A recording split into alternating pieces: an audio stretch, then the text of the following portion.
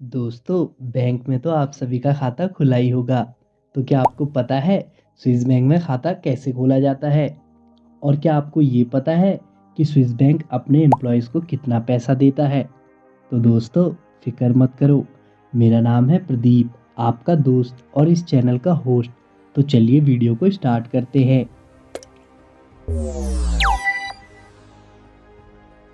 दोस्तों, जब भी काले धन को छुपाने की बात आती है तो सारे भगोड़े एक ही बैंक का नाम लेते हैं।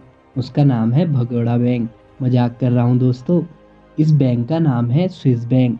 दोस्तों, विश्व की प्रमुख फाइनेंस कंपनी है यूबीएस, जिसका पूरा नाम है यूनियन बैंक ऑफ स्विट्जरलैंड। ये कंपनी विश्व में किसी भी व्यक्तिगत संपत्ति को संभालने के लिए बड़ी कंपनी मानी जाती है।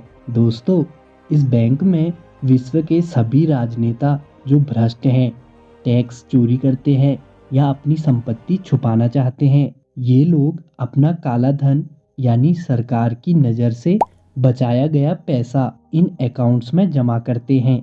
आप सोच रहे होंगे, इतना कुछ होता है और सरकार को पता भी है, फिर भी इन लोगों को पकड़ा क्यों नहीं जाता? दरअसल दोस्तों, बात कुछ ऐसी है कि ये बैंक जिस देश में यानी स्विट्जरलैंड में और वहाँ के कानून के हिसाब से सभी बैंक को अपनी मर्जी से काम करने की आज़ादी है।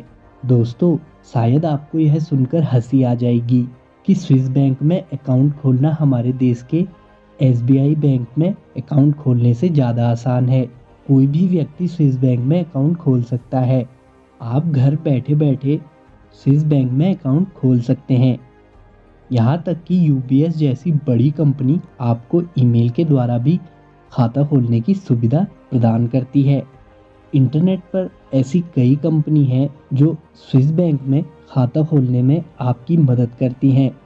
खाता खोलने के लिए आपको शुरू में 2,68,000 रुपये की धनराशि देनी होती है और कुछ डॉक्यूमेंट जैसे passport copy, proof of your economic यानी आपके पास कितना पैसा है वह सब बताना पड़ता है।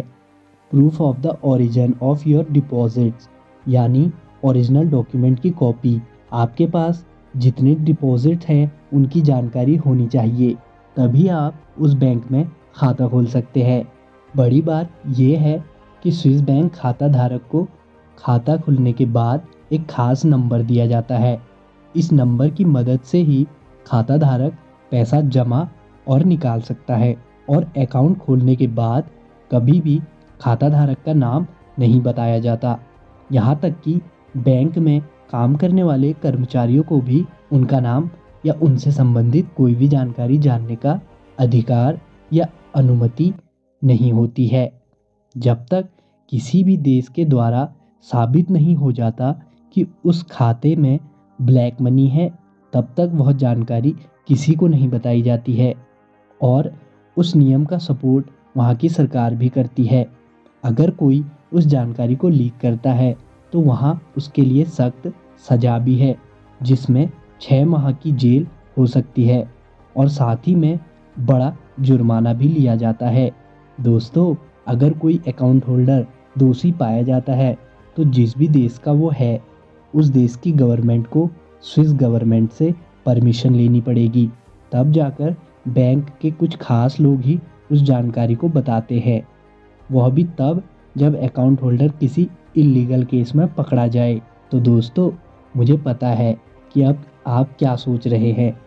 आपके दिमाग में ये क्वेश्चन ज़रूर आया होगा कि जब स्विस बैंक में इंफॉर्मेशन को इतना सीक्रेट रखना पड़ता है तो वहाँ काम करने वाले कर्मचारी की तनख्वाह कितनी होगी।